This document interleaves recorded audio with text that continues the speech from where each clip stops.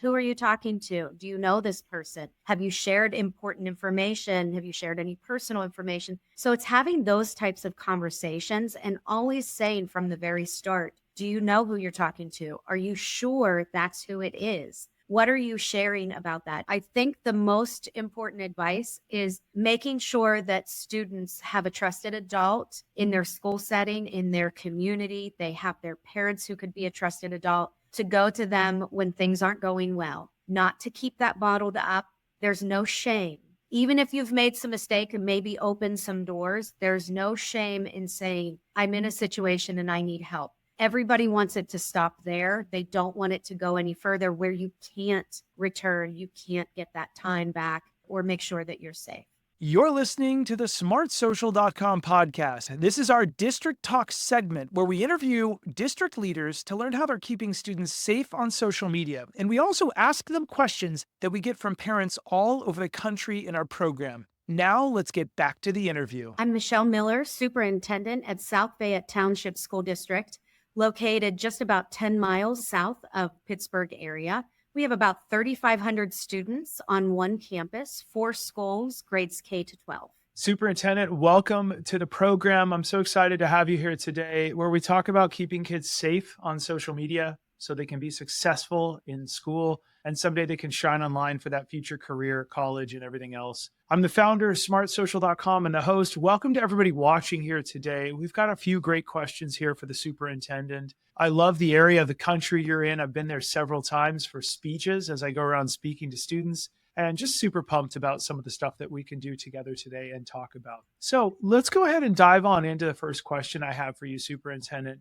And it's about social media's impact on teens. And the question for you is that we get from parents all over the country and everywhere else is, how are you seeing social media impact teens' self-esteem, motivation, and decision-making in your district? So a lot of our students are very savvy with technology, and they're coming to us in kindergarten and beyond in just really understanding how technology works, that they want to use it. It's their go-to for resources. So when they get to that middle school, high school, now it's not just to watch what they want to watch or to play a game. Now it's that social interaction that adolescents seek and they want and they crave. But what we see is that as they're craving that social interaction, not all of it is positive, and it's done often in isolation. That's the part that really concerns many of us in education, is that things are happening and not forward facing for the caring adult that really can help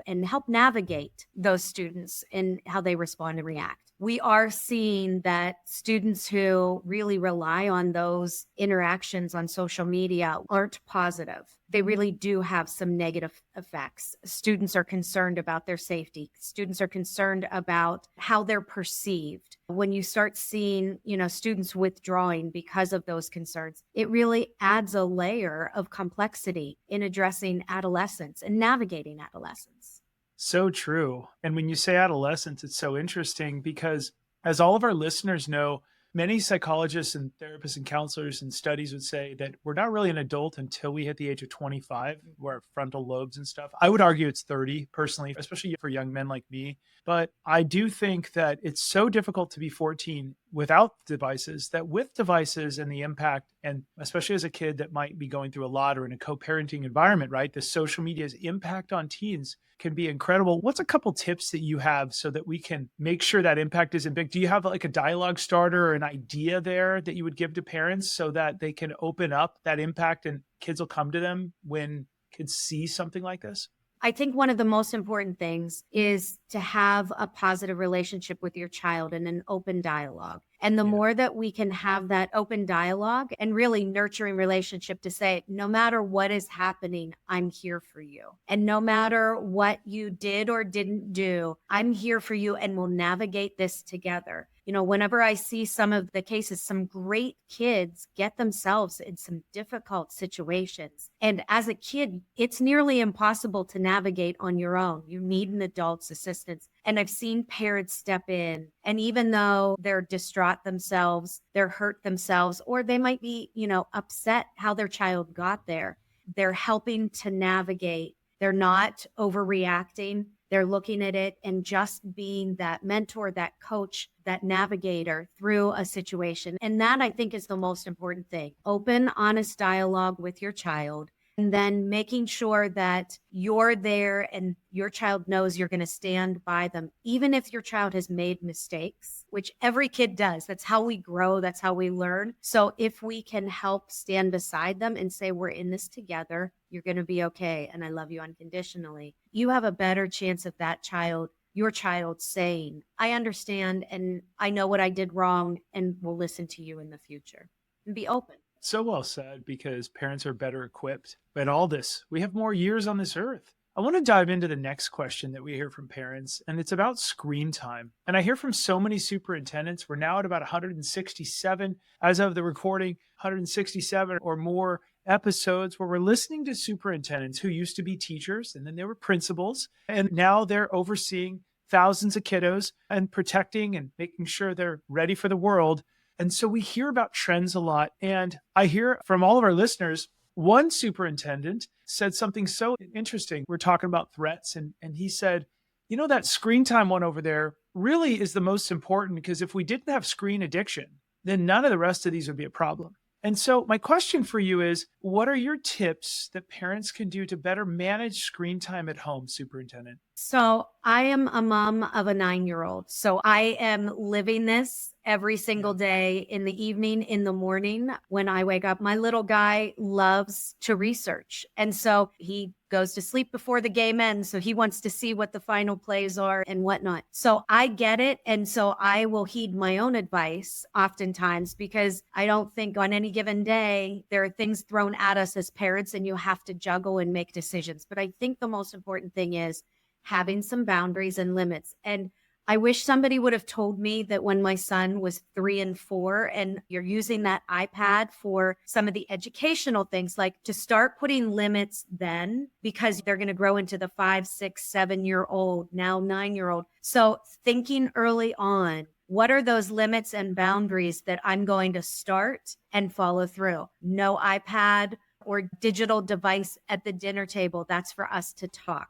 There will always be the exception where something kind of happens and you give that one freebie at one point, but no devices in the bedroom, because you want to make sure that things are transparent, that you want to be there. You want to always have that ear on what's going on, what's being said, what they're listening to, even if your eyes can't be on it. Moms, we have those eyes in the back of our head. We can hear just about anything whenever it involves our kids. So how can we make sure that they are in a space that we're in as well? And so I would say start the boundaries early. As soon as that child has a device in their hand, start thinking about what boundaries you have in at 3 and 4 that will carry on into 8, 9, 10. What the content is could be more critical than what they're seeing as a 3 or 4-year-old. I think having the parental controls on, absolutely. And then, of course, it's time. How much time? And the other piece of advice, and I'll just share, my son is all sports, all boy.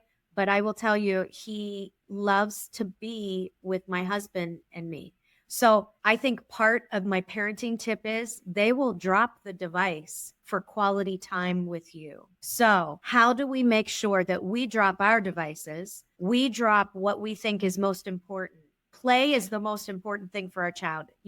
Out of Western PA, Mr. Rogers is our hero. And Mr. Rogers said that play is the work of the child. So how do we play more with our kids? Because they will choose us every day over that device if we give them our unconditional time and attention and have fun with their work. And their work is play. So whether it's throwing a ball, my arm's not that great, but I still throw that ball with him. Whether it's playing Monopoly, whether it's playing a card game, whether we did a lot of imaginary play whenever he was younger. What are those things? Reading a book together. What are those things that we can do? I think as a parent, that is the most important gift that we can give our child. And screen time doesn't become an issue when you have that. Yeah, so well said. Those are excellent tips. I love that. So for all of our listeners and viewers right now, one of the biggest questions we also get from parents is, Josh, what makes these apps so addictive? What a great question. And let's hear together, all of us, from 2 students as they explain why they can't stop scrolling. I think the most addictive part about social media is the constant new content that you see. You're always being introduced to new content, especially on apps like TikTok. I think the short videos, when they end so quick, you start to lose your ability to have a longer attention span. I've caught myself finding long TikTok videos and I can't stand watching the whole thing. This generation really adapted to the fact that we don't have a large attention span. We really only concentrate for 30 seconds. So getting information that quickly, I think, enables us to just want to keep watching more. You don't even need to care about what they're presenting to you, but just the fact that you can sit there and watch it and you're oddly enjoying it. Social media is pretty addictive. People said it's like a drug. So it is addictive because you can't stop watching it. Your mind just plays on loop and it enjoys the fulfillment of everything firing in your brain. So just keep watching. So important and such good feedback from the kiddos. Now, parents also ask us, and this is our second question that we have from all the parents, and welcome for all the parents who are watching us for the first time. Remember, we host live events, and what you're seeing are some real teens in our live events that teach us how to think differently about talking with them. What are the struggles they're going through? So another parent question we get is social media positive or negative for my kiddo? Well, let's hear from another student as to why they think the video apps are so addictive. Part of what makes social media so addictive is how the algorithms are based on using content to judge whether or not someone's worthy and using people's short attention spans to evaluate them as pieces of code, which also means that social media doesn't really care about your opinion, but really what keeps you on that platform longer, whether that's from likes, comments, and engagement, sharing it to other people, or even just watching it through. The algorithm judges you as a piece of data and whether or not someone should be praised for being controversial or thrown away for not being exciting enough, even if they're pouring their heart and soul into the content. It is a heartless beast. When I spend too much time on social media, that can look like being happy because something really cool happened in my friend's life. They went hiking. A friend of mine saw snow for the first time a couple of days ago, and it can make me feel really happy and energized. But other times, it can just be really draining. It can be really negative. It depends who I'm following. It depends what's being posted. So true. And so well said by some of the teens that help us learn more about how they're thinking and what we can do as parents. Now, parents who are watching this, remember that if your school district is a partner of ours, which many of you are, we have weekly live parent events and replays. We have an expert team of a dozen people who does the research. They're exciting. You also get a $5 Starbucks gift card if you attend them, thanks to my foundation. We have teen-led video lessons. You just saw 2 of them, and a premium parent newsletter. Our dream is that principals say this more often in your community. We had 50 social media incidents per year last year. Now we're down to 5 incidents. I have more time to be a school principal again. Directors are saying the 50 plus live events are giving our community 10 times the engagement because they have a chance to join on their phone without software on a date and time that works with their schedule, and there's a replay. And superintendents say the dashboard gives me parent engagement data to share with my board and the district leadership team to better understand the community. This is our secret. We teach every single week on a different topic. It's so exciting. Month by month, we add lots of resources, and we're so excited. Now we're back to you, Superintendent. My next question for you is all about really the big one, avoiding strangers in dangerous situations online. The question for you is, what is your advice to parents and students to avoid talking to strangers and avoiding dangerous situations online?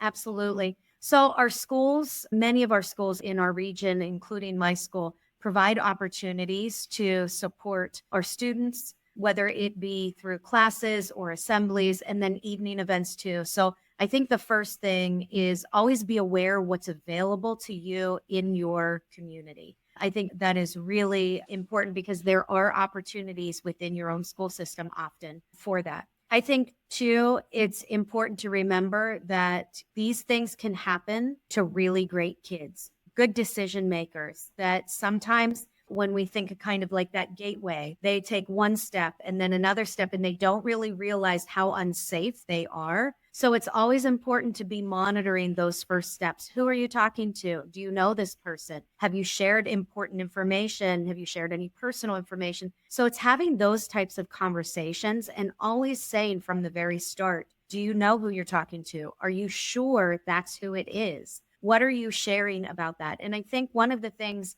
recently that I became really aware of is the sharing of your location. I love that with my son and being able to know where he's at with his gizmo watch. And I love that because I know where he is. But when our teens are starting to share and they're not sharing that with their parents or loved ones and trusted adults, but they're sharing that with people who they think are their friends, or it truly is somebody, a predator posing as a friend, though there are concerns there. So always making sure that those controls on the phone are definitely limited to who really parents and students know who they are. They trust that they are who they say they are. So I think that's all important. I think too, making sure that we're not oversharing, thinking about what name you put on any social media.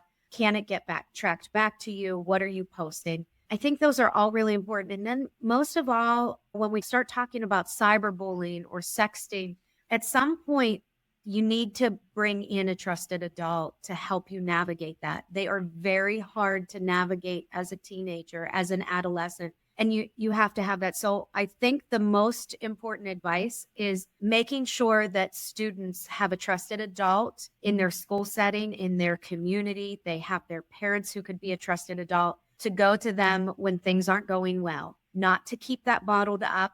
There's no shame. Even if you've made some mistake and maybe opened some doors, there's no shame in saying, I'm in a situation and I need help. Everybody wants it to stop there. They don't want it to go any further where you can't return, you can't get that time back or make sure that you're safe. Yeah, so well said. Excellent answers. Okay, the last question I have for you, Superintendent, is about video games. And summer's around the corner. For those of you parents watching this, it's blink of an eye. The superintendent and I are already thinking about what are we going to do for programming for the summer. The question I have for you, Superintendent, is what is your advice to parents and teens about video game safety and managing video game screen time? So I think the most important thing is that we're aware of what games our children are playing, number one. And I'm including myself as a parent there. So what games are being played? Am I comfortable with the content of that game? Have I talked about reality and fiction in terms of those games? Do I know who the friends are that my son or your child is playing with? Do we know who they are? Do we trust who they say they are? And I think the only way that you can truly be part of that is to be in that same room and monitoring that and doing those checks. I think one of the things is to, similar to that golden rule, like if you wouldn't say it to somebody in person, you're not going to say it online, and really monitoring that. And then having restrictions. If that's the way that person's going to play, I'm your mom. I want to keep you safe. And so therefore, you're either not going to play that game or you're going to choose a different group of friends to play with. Because I think that's the concern, is when we have either predators, adults, some inappropriate, or some kids who maybe are making some inappropriate choices. That's when I get concerned that we as parents need to help navigate and say, you know what, we need a different game for you to play or a different group of friends because this one isn't healthy. And at times we have to be the parent to say, this isn't healthy for you. And I'm not going to have you subjected to this. Even if you love this game, we can find a different way to go about playing it. Superintendent, you hinted on something that I'm going to paraphrase. What you're really saying as well is know when to be the difficult parent and parent instead of being their friend. I'd love for you to offer a couple tips or just one tip on rooting for our audience. What would you tell parents about how important it is to every once in a while do something that might upset their kid, but be best for their kid for when their child is older, or best for them in the moment to protect them from too much screen time or anything else? What's your best parenting tip to be a firm parent, fair but firm, and also, even if it makes your child a little upset, but it's best for their safety or their future or their maturity? Right. That's our job as a parent. It's not easy. Being a parent is not easy. And we would love for our kids to just love us and like us all the time. But that's not being a parent. Being a parent is keeping your child happy, yes, but also safe, being resilient, being a good friend, being a good helper, being healthy in not only physically, but socially, emotionally. So with all that being said, my best advice is you might not be happy with me and the decisions I'm making, and I understand and accept that.